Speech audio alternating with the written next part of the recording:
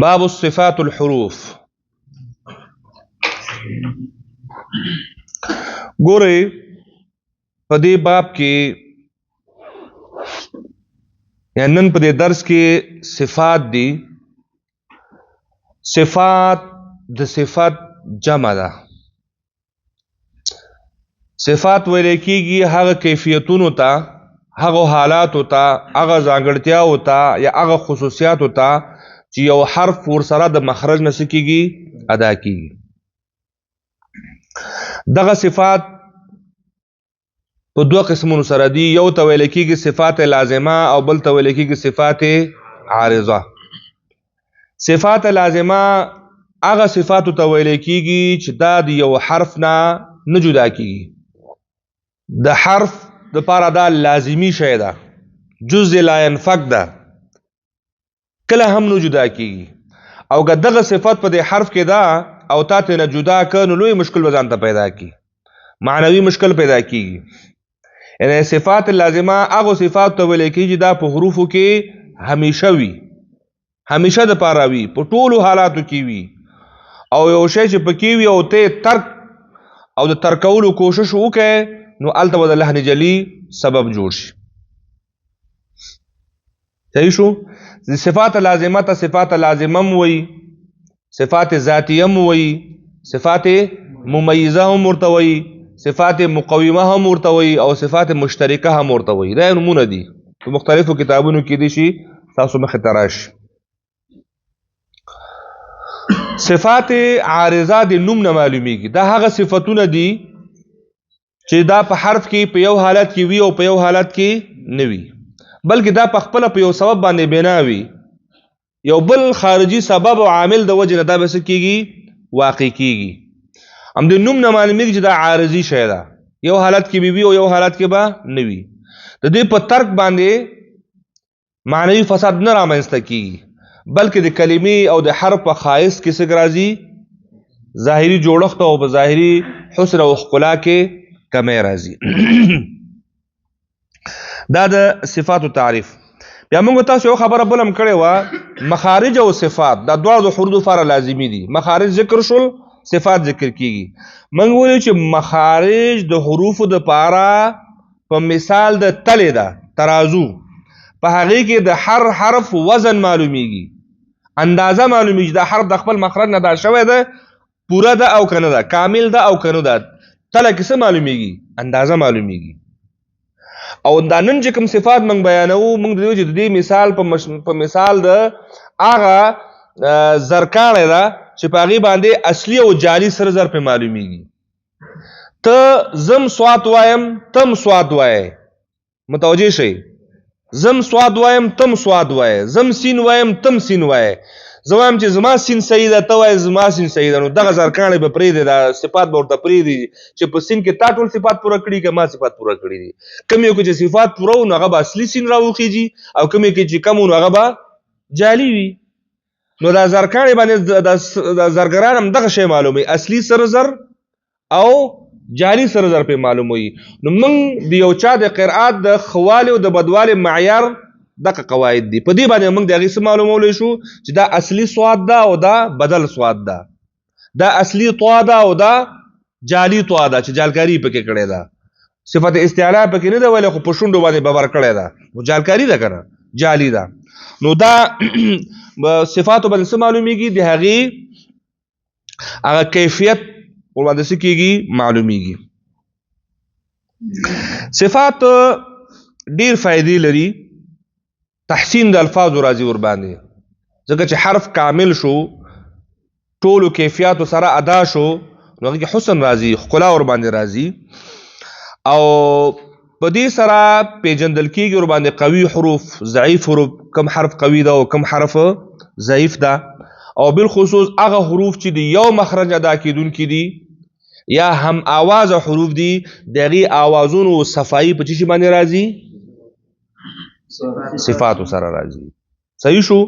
اوس مثلا من د ذا او د ضا فرق مخرجن خو نشو کولی، مخرج خو یو ده، نو په صفاتو سره کوو. نو صفاتو کې چې دی نو په ضا کې چې استعلا او اطباق راغی د د اواز جدا ک د چانه زال نه، ځکه په ځا کې استفال او انفتاح ده، خپل موضوع څه کیږي اهلیږي. نو دا صفاتو د یو غټه ده چې د هم اواز حروفو بالخصوص د یو مخرج ادا کیدونکو حروف او اوازونو سره څه کوي جدا کوي او فرق پکې را پیدا کوي. دلته وی صفاتها جهر ورخو مستفل. صفاتها د ها ضمیر چاته راجع ده؟ د حروف ته، د هغه حروف چې مخارج وای تا ویلې د اومغه حروف صفاتونه دی وای، یو پکې جهر ده او یو پکې رخوت ده او یو پکې مستفل ده. منفتح مصمتة والضد قل، یو پکې انفتاح ده او یو پکې اسمات ده. څو پورا شول؟ پنځه پورا شول کنه.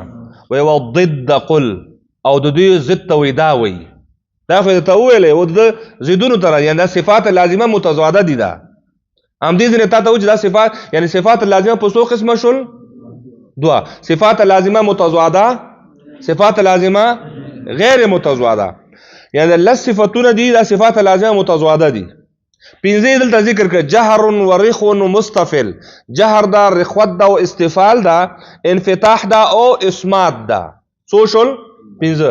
والضد قل، او د دې ضدونو ته وی دا نوم اخلي قل، یا ووایا د دې ضدونو ته دا ووایا. څه شی ووایم؟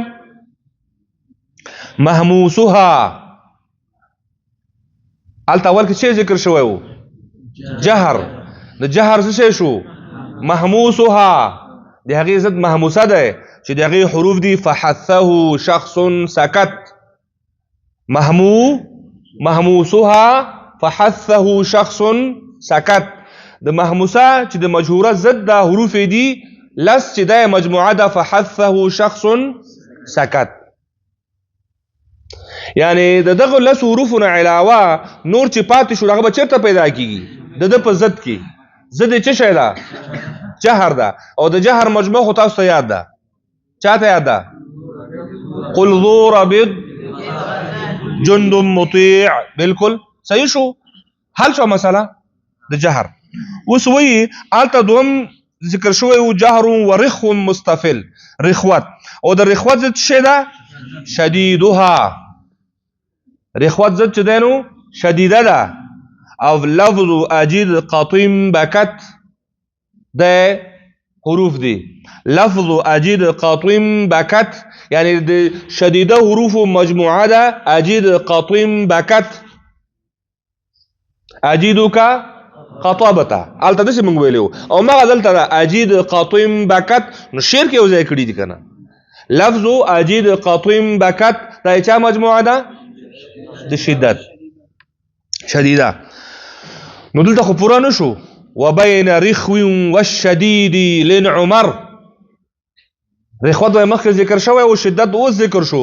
د دواړو ترمنځ وای لنعمر هم موجود دي. لنعمر د کوم صفت مربوط دي؟ متوسطه. یعنی دلته د رخوت او د شدت ترمنځ متوسطه حروف موجود دي چې مجموعه ده لنعمر. صحیح شو. وسبع علو، و حروف پکې اوچت خاصیت لري، هغې کې ژبه اوچتېږي، یعنی استعلا ته اشاره ده. دا د استفال په ضد کې راغلی. او مجموعه ده خص ضغط قض حصر. خص ضغط قض حصر چې دا پکې راایسار شي. دغه مجموعه کې دا خص ضغط قض چې ده نو دا د چا مجموعه ده؟ سبع علوین.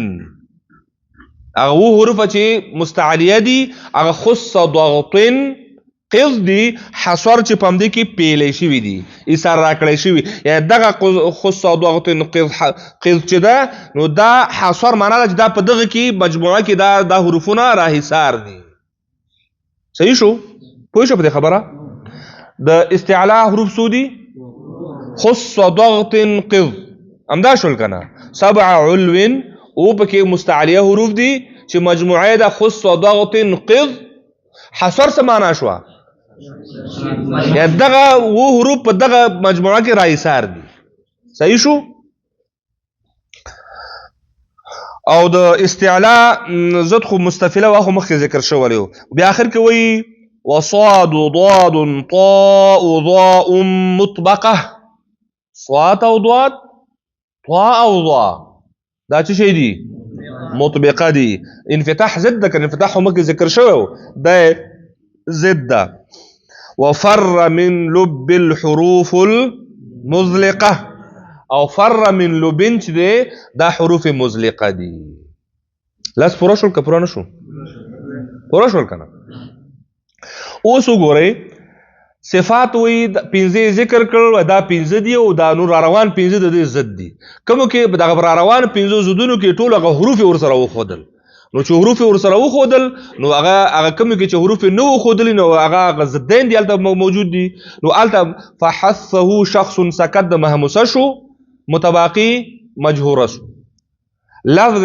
اجید قطیم بکت د شدیده شو لن عمر د متوسطه شو متباقي د رخوت شو صحیح شو سبع علو خص ضغط قض دا حصر شوی وو او متباقي مستفله شو صاد ضاد طاء ضاء مطبقه دا مطبقه شو او نور پاتې منفتحه شو فر من لب حروف المطلقه او پاتې نور مسمته خبر حل شو کنه ضد په ضد چې کم په دغو کې نه و نو هغه به د په ضد کې موندل کېږي ځکه دې ته ویل کېږي صفات لازمه متضاده